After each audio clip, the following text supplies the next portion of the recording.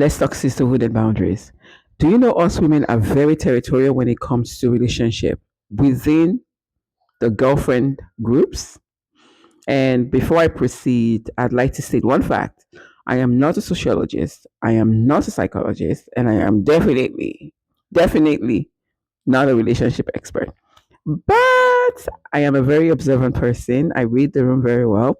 And I have few experiences with girlfriend groups and colleagues here and there. So let's get to it. Welcome to Letoyinspeak episode uno, episode one. Today, I'm taking a few minutes to dive deep into the complexities of relationships, friendships, and every other ships in between. And I hope I become one of your favorite. Today, I'm kicking things off with a topic that is often whispered about but rarely spoken openly. And this is women territorial relationship within friends group. So let's get to it. Have you ever felt your friend group has an unspoken rule, like an unwritten rule, or sort of like a girls' code? And yes, we have girls' code about who gets to be the closest to home, or maybe you notice a subtle competition or tension when a new friend, enters the circle. Well, baby, come closer. You are not the only one. Okay? You're not crazy. You're not the only one. So today we are exploring why these dynamics happen, what the impacts that they have on your friendship, and then we talk about how we can foster a healthier relationship, a more inclusive bonding in the group, a more healthier bonding. Because when you think about it, what's the point of having friends when you can grow together, when there is no inclusivity? We have these friends just so we can grow and be successful. So let's get into it. Let me break down what I mean by territorial behavior in friendship. um, it's not about the literal ownership of the friendship, like I belong to you, you belong to me, I own you, no one but you and I, but rather coming from an emotional and social boundaries that us women we've created within the group. And it tends to just show up in a very, very light, subtle way. And when we feel uneasy, like you feel uneasy when a new friend just comes into the circle, and then there's this insecurity that just comes in, and then you become very protective of the bond that you've built with someone, and then someone else is coming in. So now you have to fight for the title of the best friend title. Why does this happen? Personally, I think it comes from a mix of three things. One is a societal expectation of your friendship, what they expect your friendship should be like, what you're getting from your friendship, who your friend is. Another thing, which is like a huge problem, is a personal insecurity. God, that is a red flag. And the amount of investment that we've poured into our friendship. And they don't call us Mario, Ibi Lomakusi for nothing. They don't call us Ruth Abokoku for nothing, because we are known for prioritizing our friendship compared to men.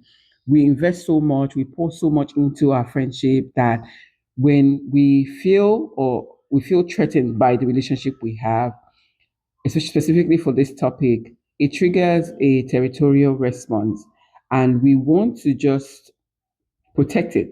It's not really coming from a place of jealousy, but rather it's coming from a place of love, a place of fear, even because we don't want to lose what we've invested in, the bond we've had.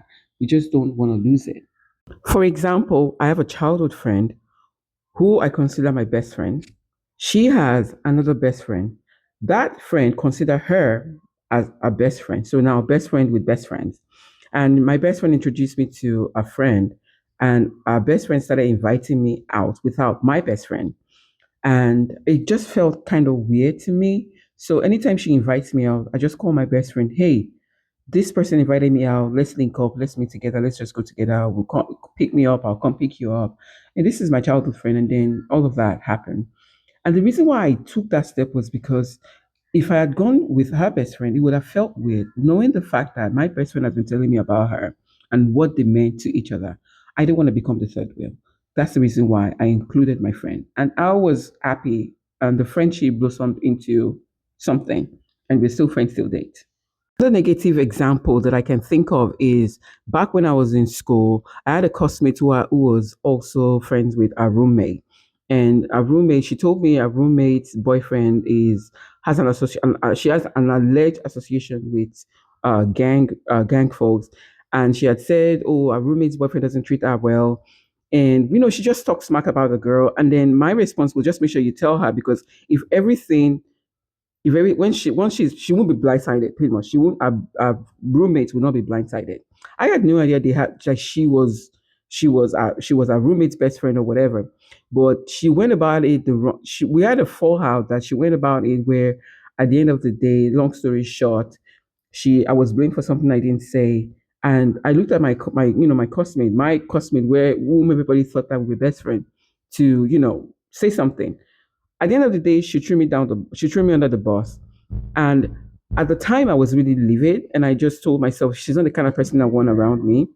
But the thing is, as I grew older, I understood the reason why she did that. I understood she might have gone about it the wrong way. She must have felt threatened that I was going to be a third wheel, because back then I was known to be, life of the party or whatever. But anyways, I pretty much just understood why she was very protective. Did she go about the wrong way? Yes, she go about the wrong way. I remember when I said, the moment you start feeling exclusive, you want your relationship to be exclusive with someone, that is where the problem starts. I said my own personal experience. I'd love to hear about your experience. Have you ever been in a situation where you felt like you were the one that was feeling territorial, or were you at the receiving end? You know, it's really important for us to normalize this conversation and explore how to handle this situation in a very, very grace manner together. Because we're a lot of people in the group, it is really, really important for us to address any ill feelings that we have, because within our friendship, because it is important for you not to bottle it up, because you don't want it to come across, or you want to be that person that is holding on to friendship like your life depends on it. Even though, we invest so much love in our friend.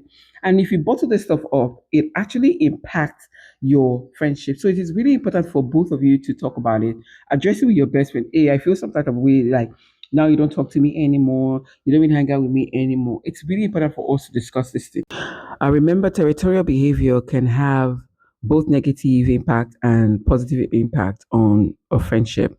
Take, for example, on one hand, it strengthens the bond between certain individuals, and on the other hand, it creates cliques. You start excluding certain people, and it eventually leads to the entire breakup of the entire group. So it is really important for you to talk about it. To reiterate, I am not an expert, as I said earlier, but I would love an expert opinion. Even though we say communication is key, sometimes the other party must also be willing and open. And it just depends, because, or else it just defeats the purpose of conversing. Even though communication is key, it is important for us to acknowledge it's important for you to acknowledge your feeling within your group. And or else they're going to dictate your action, and you don't want them to dictate your action. So if you feel threatened about certain person in the group, reach out to your friend, communicate with your friend, telling them that, hey, I feel this kind of way, and I bet you they will reassure you that your bond is still strong. It is so important for us to practice self-awareness at the same time.